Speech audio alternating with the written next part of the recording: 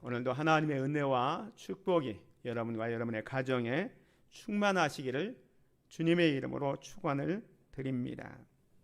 우리가 빌립보서 말씀을 생각하고 있는데 이제 마지막 4장에 들어왔습니다. 오늘 전반부 말씀을 통해서 주 안에서 하나님의 평강을 누립시다 라는 제목으로 함께 은혜를 받기를 원합니다.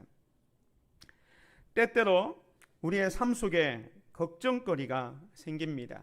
이 걱정은 누구나 찾아옵니다. 그 걱정거리가 너무 많아서 때로는 좀처럼 벗어날 길이 없는 것 같아서 절망하기도 합니다. 신앙생활을 얼마나 오래 하였는지, 얼마나 믿음이 좋은지 상관없이 문제는 생깁니다. 다만 믿음이 있는 사람과 그렇지 못한 사람의 차이는 그 문제를 대하는 반응에서 나타납니다.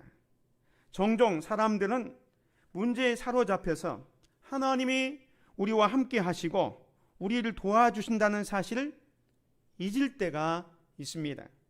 그럴 때 기쁨이 없어지고 불안해집니다. 평안이 없습니다. 오늘 빌립보서를 쓰고 있는 바울은 어떠합니까?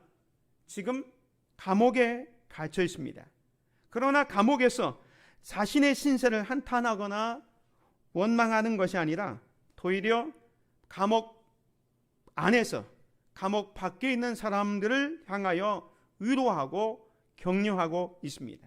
그래서 빌립보서의 주제가 예수 안에서의 기쁨입니다.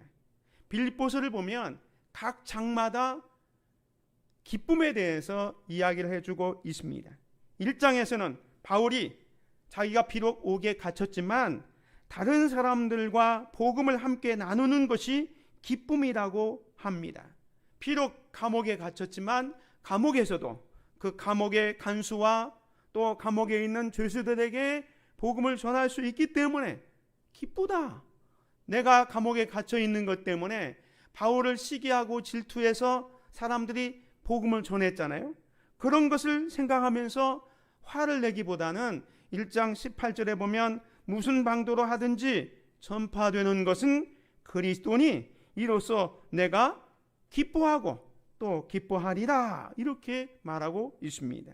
또 2장에서는 성도들이 그리스도를 본받아 마음을 같이하여 같은 사랑을 가지고 뜻을 합하여 한 마음을 품어 자기보다 남을 낮게 여기는 것을 기쁘게 여기하고 있습니다.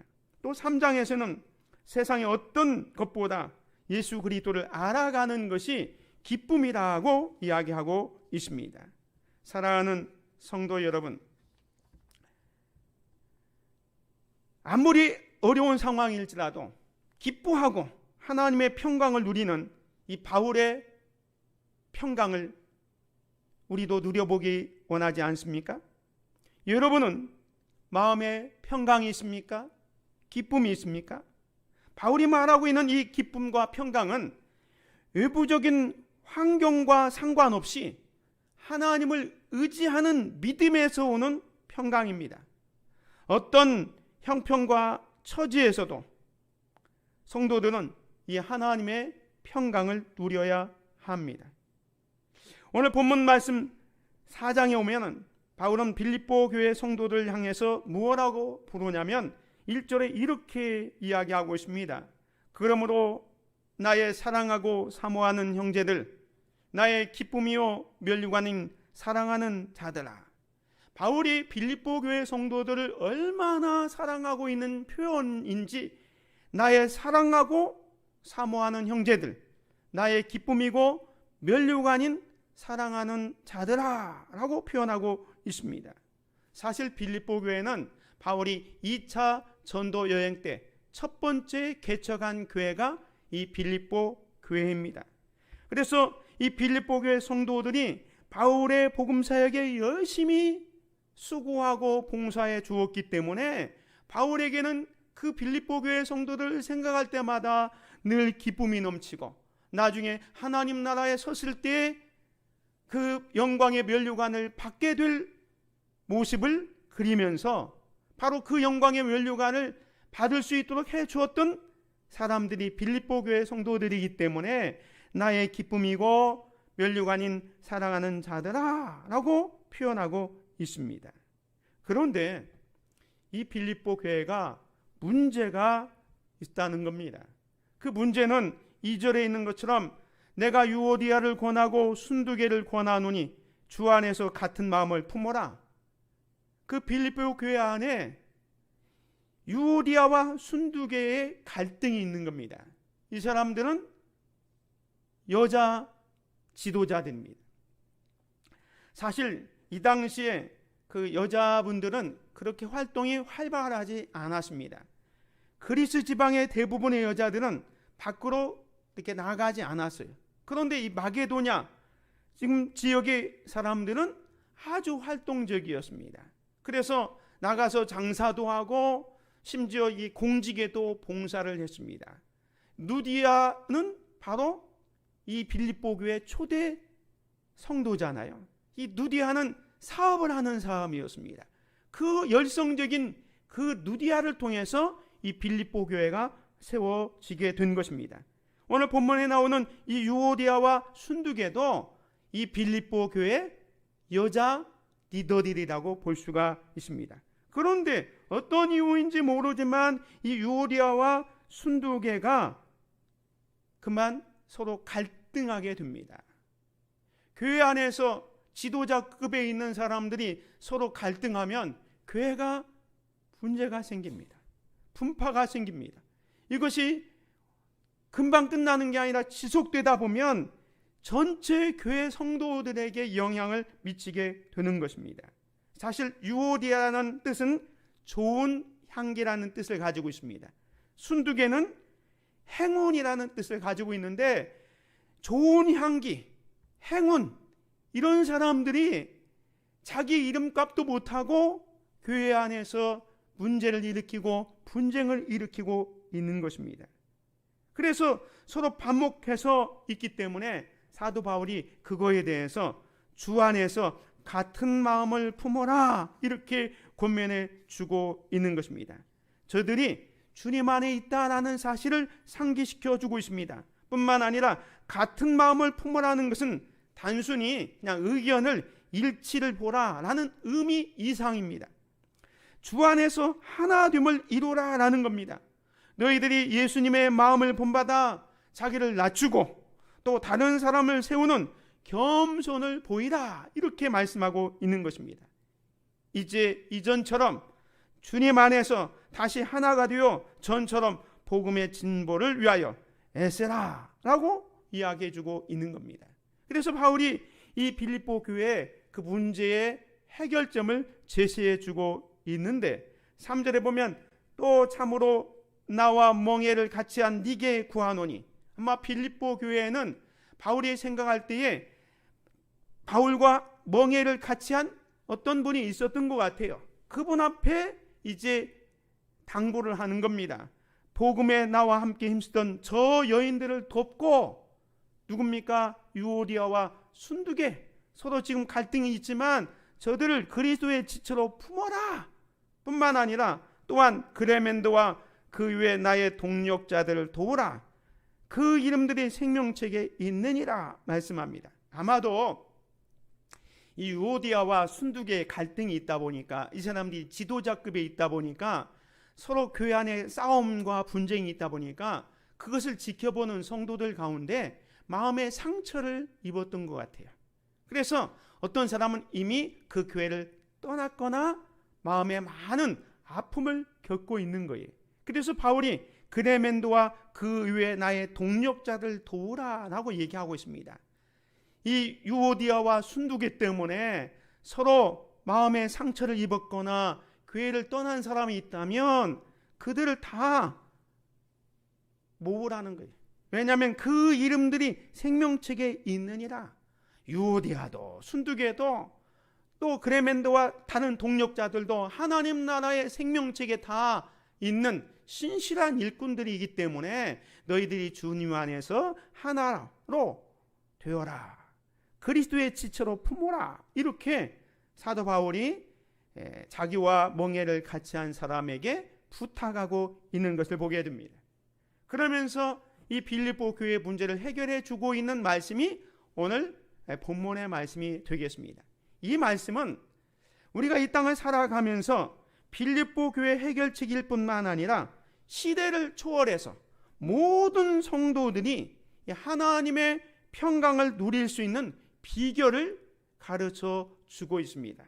그래서 오늘 이 말씀을 통해서 주님 안에서 하나님의 평강을 누릴 수 있는 비결이 무엇인지에 대해서 말씀을 나누면서 함께 은혜를 받기를 원합니다.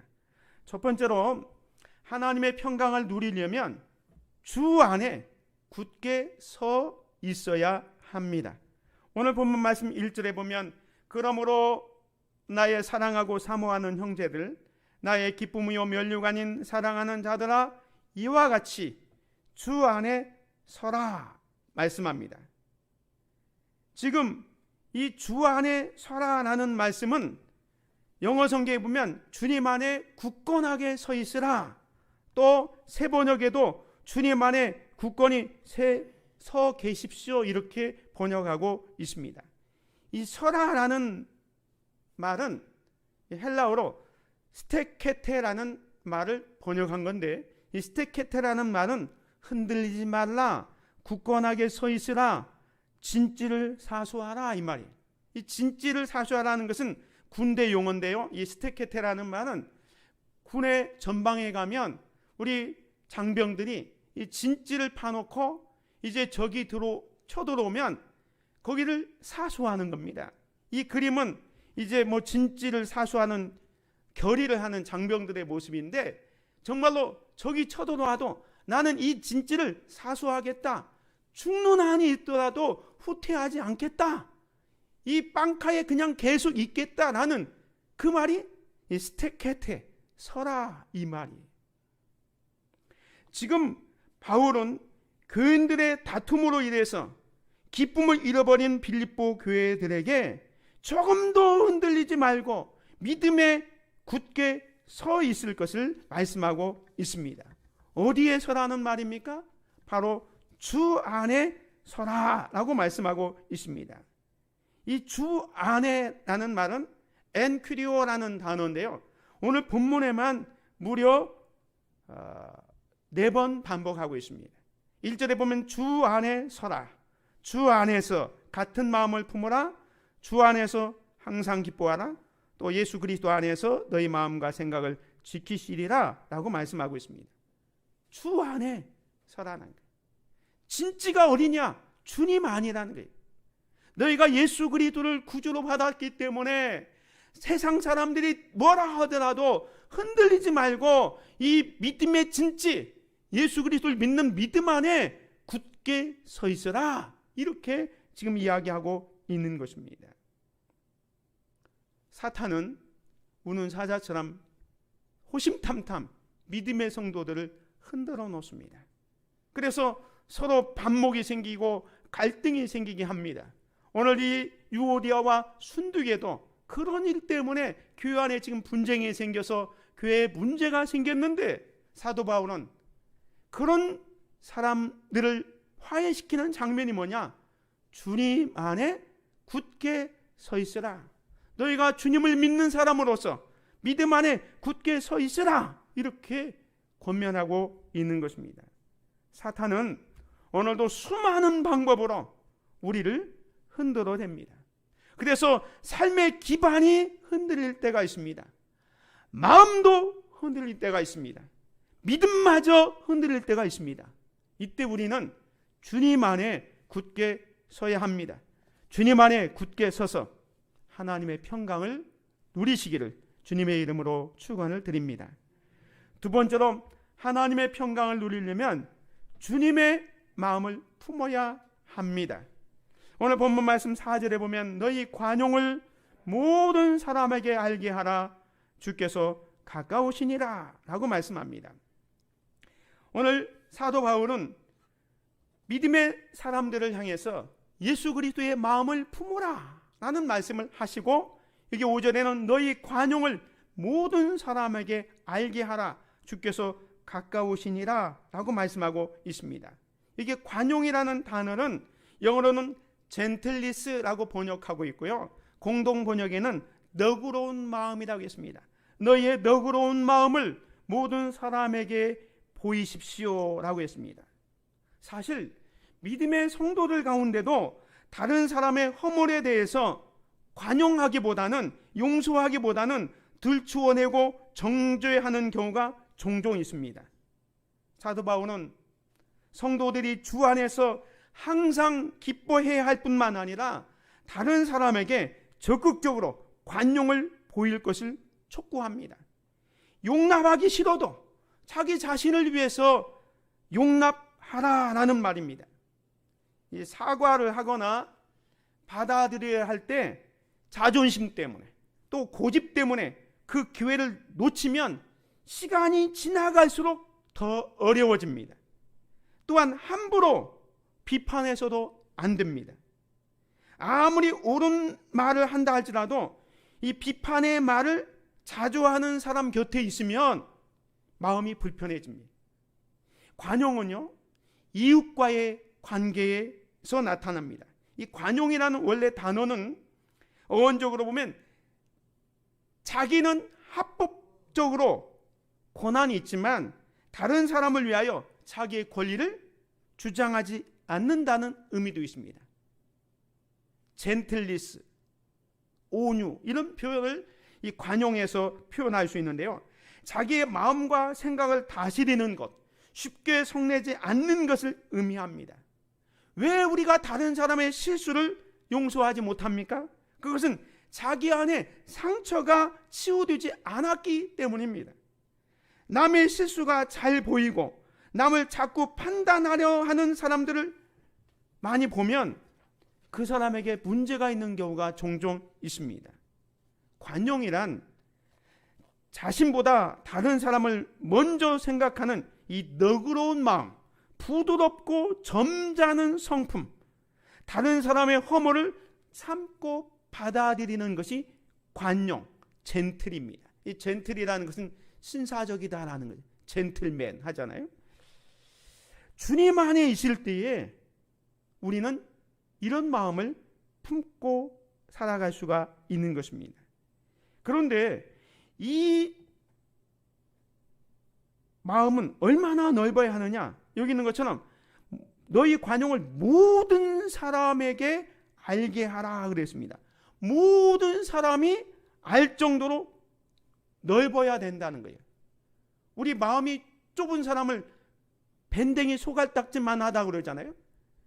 바로 우리의 마음이 그 밴댕이 소갈딱지만 하면 용서의 마음, 사랑의 마음이 들어올 수가 없습니다. 너희 관용을 모든 사람에게 알게 하라. 너희 마음을 덮게 하라는 겁니다. 자기와 생각이 같은 사람은 용서하고 생각이 다른 사람을 시기하고 질투하면 안 됩니다. 로마서 12장 18절에 보면 할 수 있거든 너희로서는 모든 사람과 더불어 화목하라 라고 말씀하고 있습니다. 너희 모든 사람과 화목하라. 그런데 중요한 것은 너희 관용을 모든 사람에게 알게 하라 하면서 주께서 가까우시니라 라는 말씀을 하고 있습니다. 주께서 가까우시니라. 즉 이 관용은 예수 그리스도의 재림 신앙과 직접적으로 관련이 있다는 거예요. 다시 말해서 구원의 날, 예수님이 가까워오는 심판날이 가까웠는데 이거 사소한 갖고 서로 감정 싸움 하지 말라는 거예요. 주님이 오시는데 지금 재림의 날이 가까웠는데 이거 아무것도 아닌 것 같고 서로 싸우고 분쟁하고 이러지 말라는 거예요. 사소한 문제로 시간을 낭비하지 말라는 겁니다. 별로 중요하지 않은 일에 얼굴을 붉히면서 따지고 비판하는 것이 얼마나 한심합니까? 조금 후에 주님이 오시는데.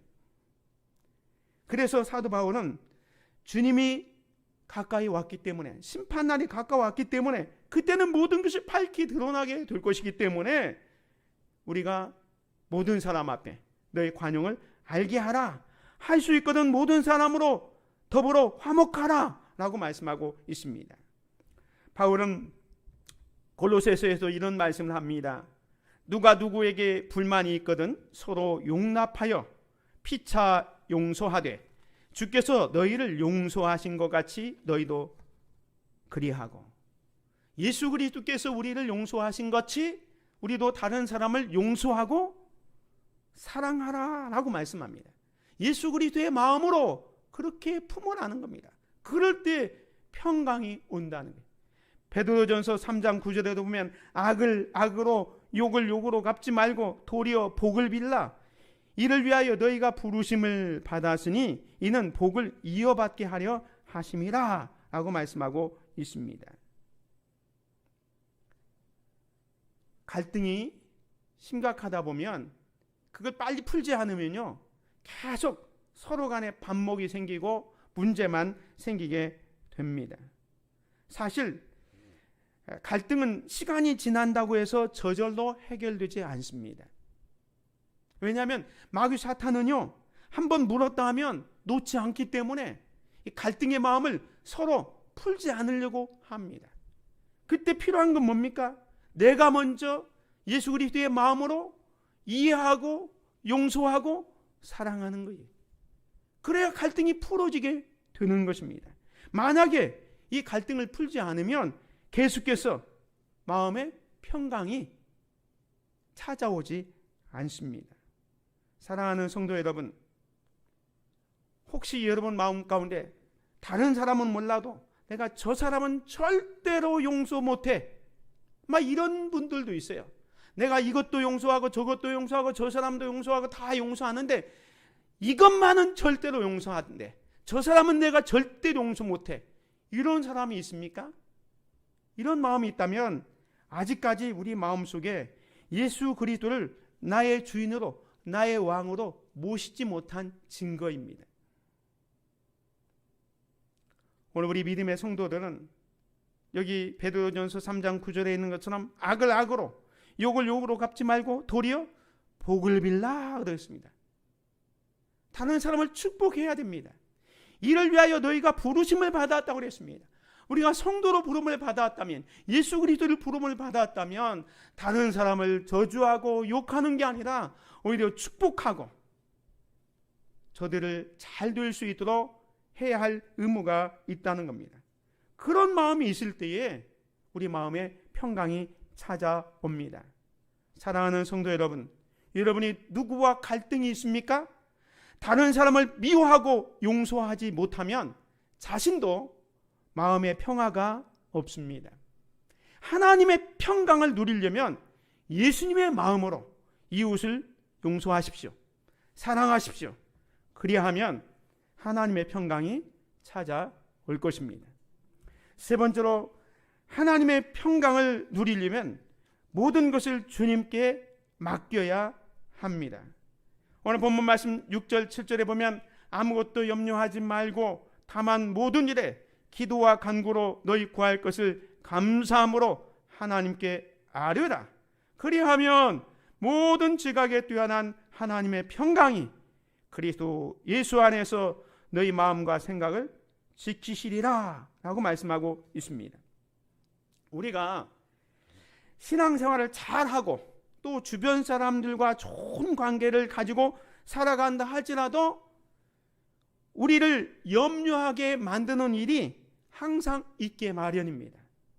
즉 사업의 문제, 또 자녀의 문제, 건강의 문제, 인간관계의 문제, 요즘처럼 어떤 코로나의 전염병의 문제, 이런 것들로 염려, 걱정거리가 생긴다는 겁니다. 그런데 왜 우리가 염려합니까? 우리 성도들이 염려하는 것은 하나님이 나와 함께 하시고 나의 길을 인도해 주시고 하나님의 모든 상황을 주관하고 있다는 이 확신이 부족하기 때문에 그래요. 하나님이 나와 함께 하시고 나를 인도해 주시고 나의 삶을 주관하고 주고 있다는 이 확신이 있으면 모든 것을 합력해서 선을 이루시는 분이기 때문에 지금 힘들고 어려울지라도 염려하거나 걱정하지 않는다는 거예요. 그래서 성도들이 그냥 계속 염려하는 것은 이건 불신앙입니다. 계속 염려함으로 말미암아 내 마음에 평화가 사라지게 되는 것입니다. 사실 염려라는 단어는 마음이 여러 갈래로 나뉜다라는 의미도 있습니다. 하나님을 온전하게 의지하지 못하니까 마음이 갈팡질팡하여 걱정하게 되는 것입니다. 그래서 염려는 하나님과의 관계를 반영하는 거예요. 염려를 하지 않는다. 하나님을 의지하는 거예요. 염려한다. 하나님을 의지하는 마음이 약해졌다고 볼 수가 있는 것입니다. 예수님께서도 목숨을 위하여 무엇을 먹을까, 무엇을 마실까, 몸을 위하여 무엇을 입을까 염려하지 말라. 너희 중에 누가 염려함으로 그 키를 한 자나 더할 수 있느냐? 염려한다고 문제가 풀리지 않는다면 어떻게 해야 됩니까? 오늘 본문에 있는 것처럼 아무것도 염려하지 말고 다만 모든 일에 기도와 간구로 너희 구할 것을 감사함으로 하나님께 아뢰라. 사도 바울은 기도, 간구, 또 아뢰다, 똑같은 단어와 비슷한 단어를 지금 반복하면서 하나님 앞에 기도할 것을 말씀합니다.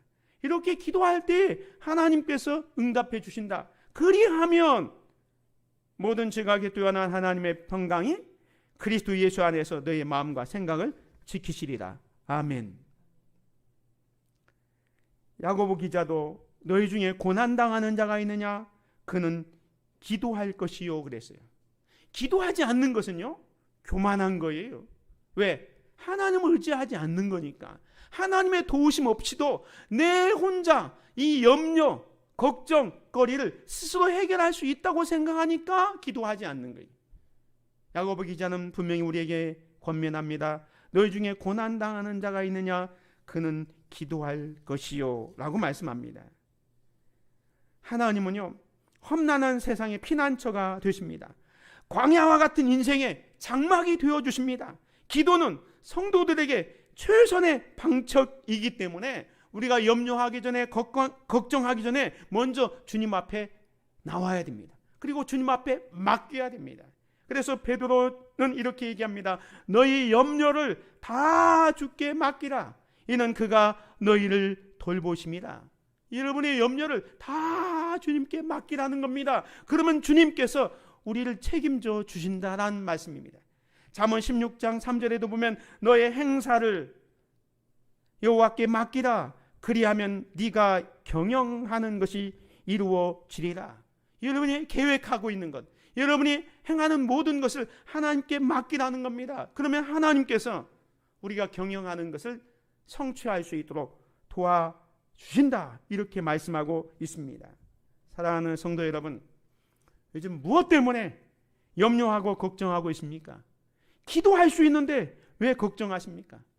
아무것도 염려하지 말고 모든 것을 주님께 맡기심으로 하나님의 평강을 누리시기를 주님의 이름으로 축원을 드립니다. 마지막 네 번째로 하나님의 평강을 누리려면 주의 말씀대로 행해야 합니다.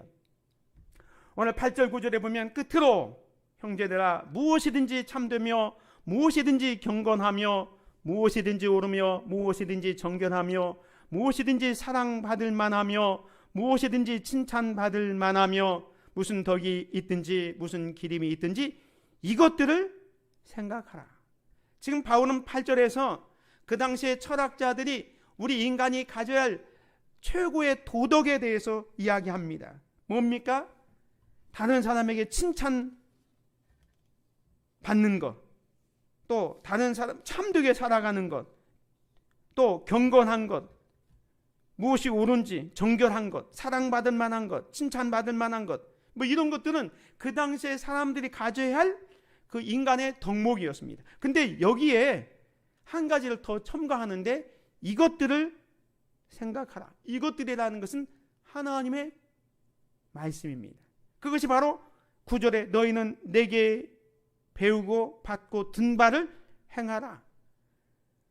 내게 배우고 받고 든 바가 뭡니까? 하나님의 말씀, 그리스도의 복음이에요. 그 말씀대로 행해야 된다라는 겁니다.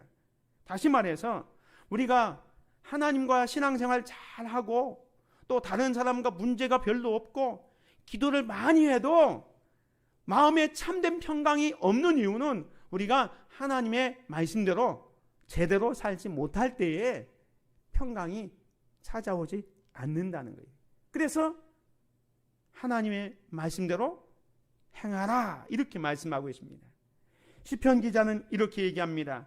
주의 법을 사랑하는 자에게는 큰 평안이 있으니 그들에게 장애물이 없으리로다. 여기 보면 주의 법을 사랑하는 자에게는, 주의 법이 뭡니까? 하나님의 말씀을 사랑하는 자에게는, 하나님의 말씀을 잘 지켜 행하는 자에게는 큰 평안이 있다는 거예요. 말씀에 순종할 때 평안이 있습니다. 그들에게는 장애물이 없는 거예요. 그래서 신명기 28장 순종장에는 이렇게 말합니다. 네가 네 하나님 여호와의 말씀을 청정하면 이 모든 복이 네게 임하며 네게 이르리니. 하나님의 말씀에 순종하면 복이 임하지만 15절에 보면 네가 만일 네 하나님 여호와의 말씀을 순종하지 아니하여 내가 오늘 네게 명령하는 그의 모든 명령과 규례를 지키지 아니하면 이 모든 저주가 네게 임하여 네게 이를 것이니 라고 말씀하고 있는 것입니다. 사랑하는 성도 여러분, 하나님의 말씀에 대한 순종과 실천이 없으면 진정한 하나님의 평강을 누릴 수 없습니다. 배우고 받고 듣고 본 바 곧 그리스도의 말씀대로 살아야 합니다. 하나님의 말씀을 따라 순종하며 살아갈 때 하나님께서 함께 하심으로 그의 삶은 하나님의 평강으로 가득 차게 될 것입니다. 우리 그리스도인의 삶은요, 관계의 삶입니다. 그래서 주님 안에서 하나님의 평강을 누리려면 첫 번째로 자신과의 관계 속에서 주님 안에 굳게 서 있어야 됩니다. 어떤 시련이 오더라도 여러분이 주님 안에 굳게 서 있다면, 그래서 믿음이 흔들리지 않는다면 주님이 주시는 그 평강을 누릴 수 있습니다. 그런데 조그마한 시련이 온다고 해서 계속 흔들리다 보면 마음의 평강이 사라지게 되는 겁니다. 그래서 자신과의 관계 속에서 어떤 시련과 문제가 나를 유혹할지라도 절대로 흔들리지 말고 주님 안에 굳게 서 있기를 주의 이름으로 축원을 드립니다. 그리고 이웃과의 관계는 주님의 마음으로 저들을 용서하고 사랑하면 됩니다. 우리가 다른 사람을 용서하고 사랑하지 못하기 때문에 내 마음도 불편하고 내가 가지고 있는 평화도 잃어버립니다. 할 수 있거든 모든 사람과 더불어 화목하라고 그랬습니다. 예수 그리스도의 마음으로 저들을 품으십시오. 용서하십시오. 사랑하십시오. 그러면 평강이 찾아오게 됩니다. 마지막으로는 하나님과의 관계입니다. 우리가 염려한다고 걱정한다고 문제가 해결되지 않는다면 모든 것을 주장하고 있는 하나님께 맡기는 겁니다. 하나님이 책임져 주실 것입니다. 뿐만 아니라 하나님의 말씀대로 순종할 때에 큰 평안이 있고 축복을 누리게 될 것입니다. 이런 삶을 통해서 주님 안에서 하나님의 평강을 누리며 살아가는 저와 여러분이 되시기를 주님의 이름으로 축원을 드립니다. 은혜로우신 아버지 하나님 감사합니다. 오늘도 거룩하고 복된 주일을 우리에게 허락해 주시고 하나님 앞에 나와 마음과 뜻과 정성 다해 예배드리며 귀한 말씀을 통해서 우리가 예수 그리스도 안에서 하나님의 평강을 누릴 수 있는 비법을 깨닫게 해주시니 감사합니다. 나 자신과의 관계에서 어떤 시련과 역경 앞에서도 조금도 흔들리지 않은 믿음에 굳게 설 수 있도록 도와주옵소서. 이웃과의 관계에서 예수 그리스도의 마음을 품고 저들을 용서하고 사랑하게 하옵소서. 하나님과의 관계 속에서 염려를 다 주께 맡기고 하나님의 말씀대로 순종함으로 말미암아 하나님이 주시는 큰 평안, 이 세상에서 결코 맛볼 수 없었던 절대 평강을 누릴 수 있는 우리의 삶이 될 수 있도록 인도하여 주옵소서. 예수 그리스도의 이름으로 기도드립니다. 아멘.